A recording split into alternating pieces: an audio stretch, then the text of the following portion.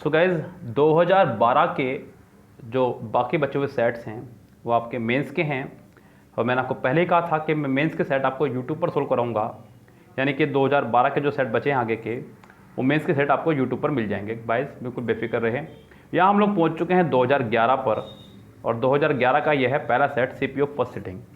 यहाँ मैंने थोड़ा सा इस बार काम किया, एक छोटा सा मैंने हर सेट पे एक नंबर लिख दिया, 1 नंबर 2 नंबर, जिससे कि आपको भी कंफर्मेशन रहे कि सेट नंबर पहला है और दूसरा है।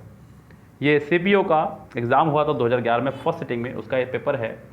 पहला क्वेश्चन कह रहा है कि the way to increase the production of the food is to being more land under cultivation. Guys यहाँ पे पहले ही पार्ट में फूड से पहले जो उसने दा लगाया है वो नहीं लगेगा, क्योंकि फूड यहाँ पे एक अनकाउंटेबल नाउन है, और अनकाउंटेबल नाउन के साथ में कभी भी हम लोग आर्टिकल का इस्तेमाल नहीं किया करते हैं गाइस। यस, तो यहाँ पे दा का इस्तेमाल नहीं होगा। इस सेंटेंस के पहले ही पार्ट में हो गई है आपके error. The girls watch intensely as a model applied her makeup with a practised hand. Guys ऐसा तो मैं कई बार बता चुका हूँ आपको, ये वाले वर्ड प्रैक्टिस, डिवाइस, एडवाइस याद होगा आपको, और इन्हीं के भाईबंद प्रैक्टिस, डिवाइस, एडवाइस। ये आपके जो ICE वाले हैं, ये आपके एब्स्ट्रैक्ट नाउन हैं, अनकाउंटेबल नाउन की श्रेणी में आते हैं, और ये आपके वर्ब हैं। क्या आपके ये वर्ब? यस गाइस, तो इनमें आप कभी भी एस या ES, ED, ING, third form, article A या N का इस्तेमाल नहीं करते हैं। इनके साथ में आप ED, ING, third form, S या ES सभी चीज़ों का इस्तेमाल कर सकते हैं, लेकिन AN का इस्तेमाल यहाँ पे भी नहीं होगा, बिकॉज ये आपके एज ए वर्ब है। तो यहाँ पे प्रैक्टिस्ड में जो उसने ED लगाया वो आपका रॉन्ग है, क्योंकि नाउन एब्स्ट्रैक्ट है, इसमें आप ED नहीं लगा सकते, आपको यहाँ पे S वाला पार्ट लगाना होगा। तो इस सेंटेंस के C पार्ट में हो जाएगी आपकी error. If he is a millionaire he would help the millennium project. Guys आपको याद होगा, जब सेंटेंस इफ़ से शुरू हो, फिर सब्जेक्ट हो और उसके बाद नाउन हो, तो यहाँ पे हमेशा वर का इस्तेमाल किया जाता है, यानी कि वो ऐसी चीज़ जो ना तो सच है और ना ही सच होगी। वो कह रहा है कि if he is a millionaire, यानी कि अगर वो मिलेनियर होता, तो यहाँ पे गाइज ही इज़ नहीं, ही वर का इस्तेमाल करेंगे। सबसे पहली बात तो यही है। दूसरी बात गाइज, आगे सेंटेंस पास्ट में चल रहा है, साफ पर चल रहा है वुड से, तो हमें यहाँ पे वैसे भी पास्ट रखना होगा, इससे काम नहीं चलेगा, हमें वॉज करना ही होगा, वॉज वर, लेकिन यहाँ पे वर आएगा, ये ध्यान रखें। The prime minister along with his cabinet colleagues. याद कीजिए गाइज, मैंने आपको एक रूल बताया हुआ है, with, along with, together with, besides, ये सभी वर्ड्स के साथ जब सेंटेंस जुड़ा हो तो वर्ब हमेशा पहले वाले सब्जेक्ट के अकॉर्डिंग आया करती है। यहाँ पे द प्राइम मिनिस्टर के हिसाब से वर्ब आएगी, तो यहाँ पे हैव नहीं हैज़ होना चाहिए था, सेंटेंस के B पार्ट में हो जाएगी आपके error. The political candidate talked as if he has already been elected to the presidency. Guys यहाँ पे फिर से एज इफ का इस्तेमाल हुआ है, जो कि कंडीशनल सेंटेंस की तरह इस्तेमाल हो रहा है। एज इफ यानी कि जैसे कि, यहाँ पे उसने हैज़ का इस्तेमाल किया है, आपको हैज़ का नहीं हैड का इस्तेमाल करना होगा, यानी कि कंडीशनल सेंटेंस के बाद वाला पार्ट आप हमेशा पास्ट में ही बनाएंगे। तो यहाँ पे as if he had already been elected, यानी कि सेंटेंस के B पार्ट में हो जाएगी आपके एरर। 6 से 10 देखिएगा, सेंटेंस में आपको फिलर करना है, सिर्फ कुछ नहीं करना है। She made her steps on her dash to her large fortune. Heir, higher, hair या हेयर। सो गाइस यहाँ पे वोकैबुलरी बेस्ड है। पहला वर्ड है आपका हेयर, जो कि आपका लगता है खरगोश के लिए। अगला वर्ड है आपका हेयर, HEIR, उत्तराधिकारी, जो कि सही होगा, किसी संपत्ति का उत्तराधिकारी होना, और बाकी सब वर्ड गलत हैं। हेयर माने बाल और हेयर माने यहाँ, तो आपका इसका आंसर हो जाएगा B correct. The students showed the passenger. The students यानी कि स्टूडेंट्स बोलते हैं गाइस विमान की परिचय का, स्टूवर्ड्स, STEWARDESS, विमान की जो परिचायिका होती है उसकी लिए बात हो रही है। Showed the passenger, when to start travelling, where to land the plane, how to fasten seat belt, और हाउ टू जज the altitude of the plane. So guys आपको यहाँ पे फिल करना है कि कौन सा वर्ड प्रॉपर रहेगा। यहाँ पर आपका रहेगा C correct, how to fasten the seat belt, seat belt को कैसे बांधना है, यानी कि इसका आंसर हो जाएगा C correct. Many people reported dash a noise in the night. कई लोगों ने रिपोर्ट किया है रात को जो है नॉइज़ आ रही है। तो गाइज यहाँ पे to hear, having heard, to have heard या फिर been hearing, many people reported, यहाँ पे सेकंड फॉर्म का इस्तेमाल किया उसने, to have heard a noise in the night, इसका आंसर हो जाएगा आपका सी करेक्ट। यस गाइस, चलते हैं आगे।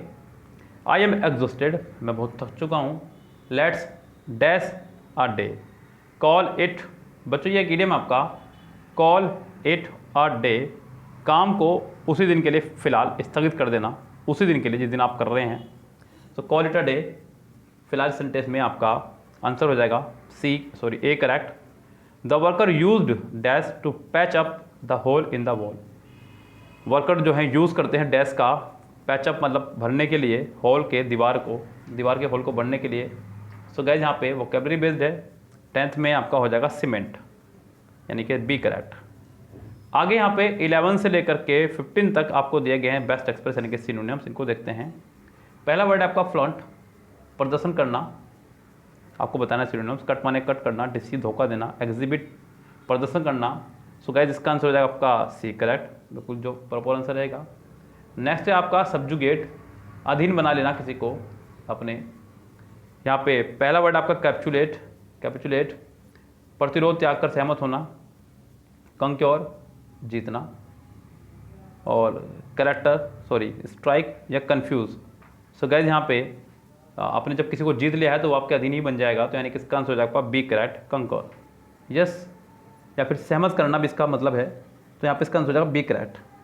अगला आपका बिहेवियर मतलब बर्ताव, जो कि आपको पता ही है गाइस, कंडक्ट, ब्लेसिंग, करेक्टर या रिस्पॉन्स। तो 13 का आंसर हो जाएगा पहला करेक्ट, कंडक्ट मतलब बिहेवियर या बर्ताव के लिए ही लगता है, इसका आंसर हो जाएगा ए करेक्ट। अगला आपका स्ट्रैगनेंट, कठोर नियम या कानून, फ्लेक्सिबल लचकदार, इनफ्लेक्सिबल लचकदार, स्टंच बड़ा प्यारा वर्ड है, स्टंच कट्टर समर्थक किसी चीज़ का, और टफ मतलब कठोर, इसका आंसर होगा डी करेक्ट। डेलिबरेटली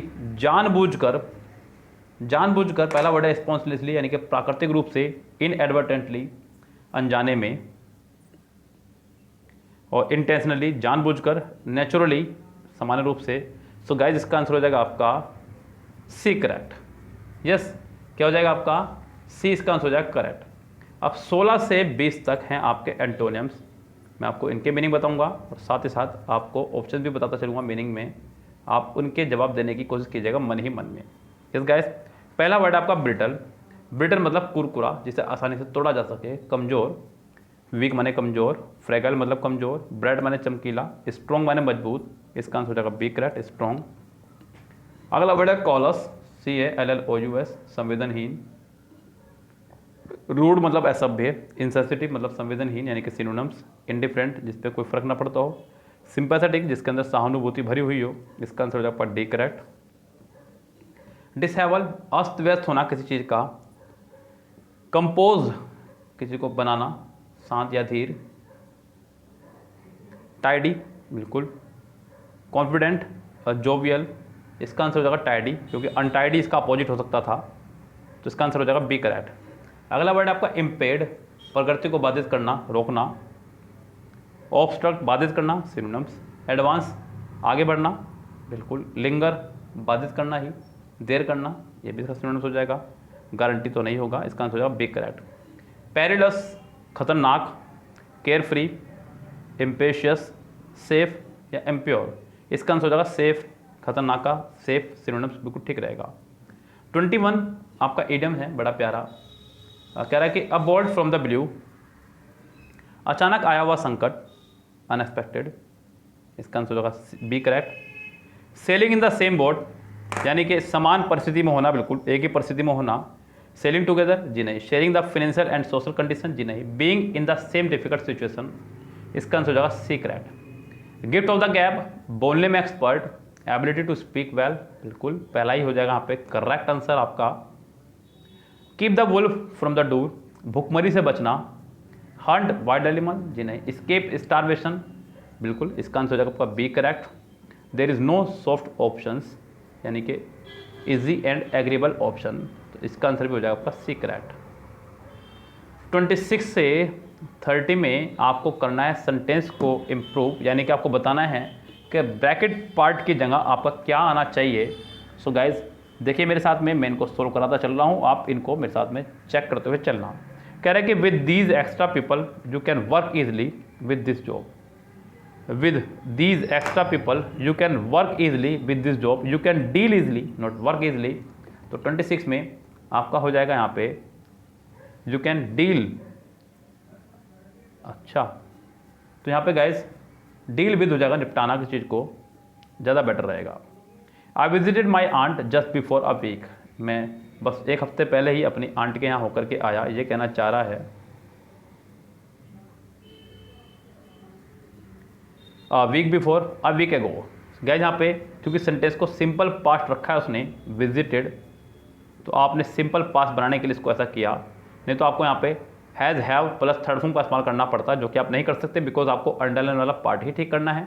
तो आपको अंडरलाइन वाले पार्ट में अ वीक एगो यानी कि सी आंसर लगाना होगा, करेक्ट। अगला है 28 आपका कम अक्रॉस, सामना करना किसी चीज़ का। Foreigners often come across with serious difficulties in studying English। come across with, सामना करना के लिए यहाँ पे खाली come across से काम चल जाएगा, with की यहाँ जरूरत नहीं है। इसका आंसर आपको हो जाएगा सी, करेक्ट।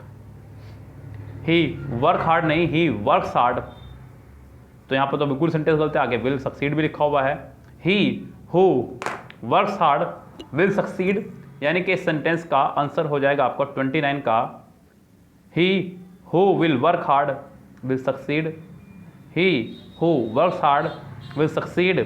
मेरी राय में तो गाइस का सी आंसर होना चाहिए, करेक्ट। 29 का ए नहीं होना चाहिए।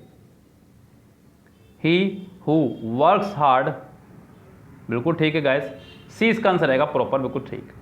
It is high time you started revising your lessons, ये तो मैं आपको कई बार बता चुका हूँ। इट इज़ टाइम और इट इज़ हाई टाइम के साथ में हम लोग बाद वाला पार्ट हमेशा सेकंड फॉर्म में बनाते हैं, तो यहाँ पे सेंटेंस करेक्ट है, इस सेंटेंस में नहीं है कोई भी एरर। 31 से 40 तक हैं आपके वन वर्ड सब्स्टिट्यूशन। इनको देखिएगा, speed of an object in one direction, किसी ऑब्जेक्ट की स्पीड सिर्फ एक ही डायरेक्शन में। यहाँ पे पहला वर्ड आपका पेस, जी नहीं, इसका पेस का आंसर नहीं होगा। उससे अगला आंसर है आपका टेम्पो, वेलोड्रोम, वेलोसिटी, इसका आंसर हो जाएगा वेलोसिटी यानी कि चाल वगैरह के लिए। The place where public, government और हिस्टोरिकल रिकॉर्ड्स आर केप्ट, एक ऐसा स्थान जहाँ पर गवर्नमेंट, ऐतिहासिक और पब्लिक के रिकॉर्ड रखे जाते हों। कोफर तो नहीं होगा। पेंट्री, आर्चीव्स, स्कॉलरी, इसका आंसर हो जाएगा archives, C correct.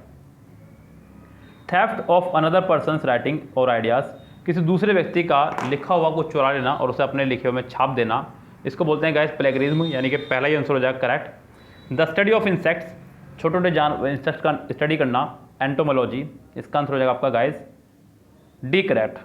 List of issue to be discussed in a meeting, at a meeting, वो लिस्ट जिसका मीटिंग में सब कुछ डिस्कस किया जाना है, एजेंडा, यानी कि बी हो जाएगा इसका आंसर प्रॉपर तरह से, बिल्कुल ठीक।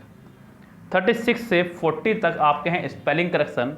आपको सिर्फ ये बताने कि कौन से पार्ट की स्पेलिंग यहाँ पे बिल्कुल ठीक है। मैं तो कहूँगा बच्चों अपना वर्ड लिखें और उसके वर्ड से मैच करें, ये सबसे बेस्ट तरीका है स्पेलिंग करेक्शन वाले क्वेश्चन को करने का।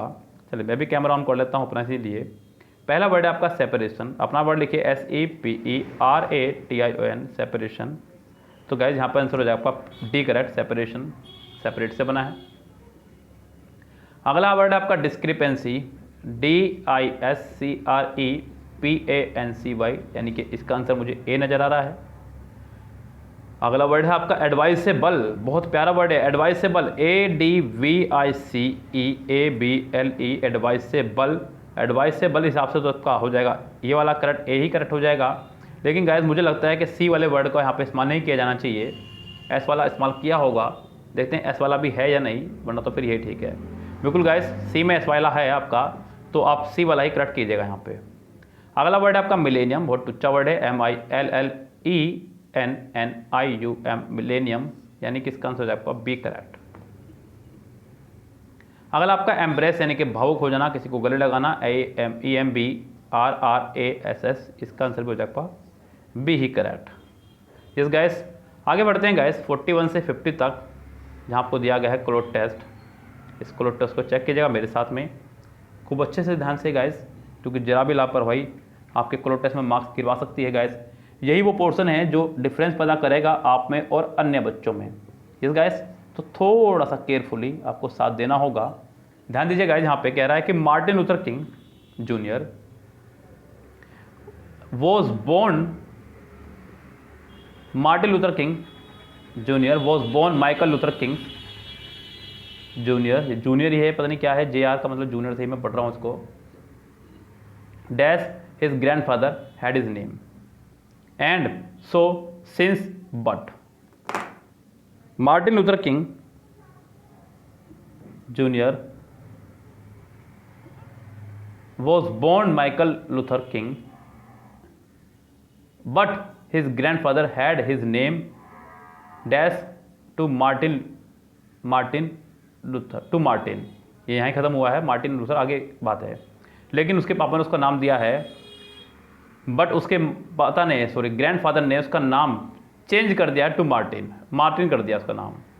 सो गाइस यहाँ पे इसका आंसर हो जाएगा B correct. Martin Luther King junior was born Michael Luther King Junior, Michael Luther King पैदा हुआ था वो, लेकिन उसके दादा ने उसका नाम चेंज किया to Martin. Martin Luther attended segregated public school in Georgia, अलग से बिल्कुल उसको शिक्षा प्राप्त मिली जॉर्जिया से। Dash from high school at the age of 15, graduating, finishing, graduated और फिनिश्ड। गाइस यहाँ पे एक सबसे पहली बात जो उसने कहनी चाहिए, डैश ही रिसीव्ड द, आगे BA डिग्री की बात हो रही है 1948, तो आप यहाँ पे ग्रेजुएटिंग का इस्तेमाल करेंगे। He received the graduating from high school at the age of 15, he received the graduating, he finished. Guys यहाँ पे फिनिश लगाइए आप 43 का आंसर, क्योंकि हाई स्कूल के लिए ग्रेजुएटिंग कहना ये थोड़ा सा अजीब लग रहा है मुझे। 43 का आंसर लगाइएगा आप, डी करेक्ट। इन 1948 डैश मोर हाउस कॉलेज, कहाँ से, फ्रॉम मोर हाउस कॉलेज से, यानी कि यहाँ पर हो जाएगा वो फ्रॉम, ये तो कन्फर्म है।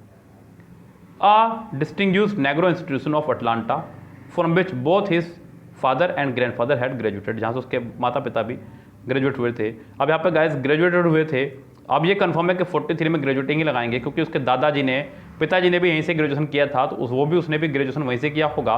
माफी चाहूँगा 43 में अब आप ग्रेजुएशन यानी कि पहला ही आंसर लगाइएगा मेरी राय में। After 3 years of dash study at Crozer 45 theological, intellectual, educational या psychological.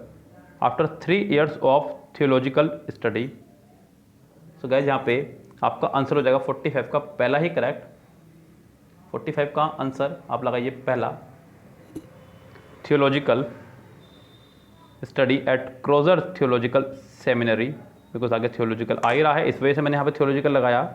In Pennsylvania where he was elected president of a dash white senior class, predetermined, predominantly, significantly या समवट, तो यहाँ पे सिग्निफिकेंटली बहुत शानदार तरीके से के लिए इस्तेमाल होगा यहाँ पे। 46 का आंसर यहाँ पे प्रीडोमिनेंटली लगाइएगा गाइस यहाँ पे, यस। तो प्रीडोमिनेंटली इसका आंसर हो जाएगा 46 का B correct. White senior class, he was awarded the BD in 1951 dash a fellowship won at Avengers, he enrolled in graduate. 1951 में उसने जीती थी, dash a fellowship, from a fellowship, by fellowship, with a fellowship won, he enrolled in graduate studied at Boston University completing his residence. 47 में लगाएंगे आप with a fellowship won at Avengers, he enrolled in graduate studies eight Boston University completing his residence dash the doctorate in 1953 for of about या 2। 48 में यहाँ पे जो better रहेगा for the doctorate, doctorate के लिए उसने वो फेलोशिप जो है अपनी लगा दी इन 1953 में, and receiving the degree in 1955, और डिग्री प्राप्त करी 1955 में। In Boston he dash and married Coretta Scott,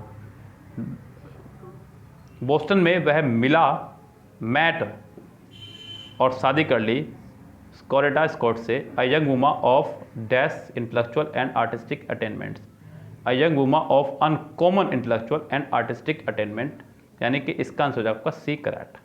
तो 50 का आंसर हो जाएगा आपका सी कन्फर्म। सो गाइज ये था आपका 2011 से आज का पहला सेट। 2012 फिनिश करने के बाद में हम लोग पहुंच चुके हैं 2011 पर। जिसके मेंस के सेट बचे हैं वो आप यूट्यूब पर देखेंगे डायरेक्ट। फिलहाल तो गाइज इतना ही, लेते हैं आपसे विदा। Good bye, have a nice day.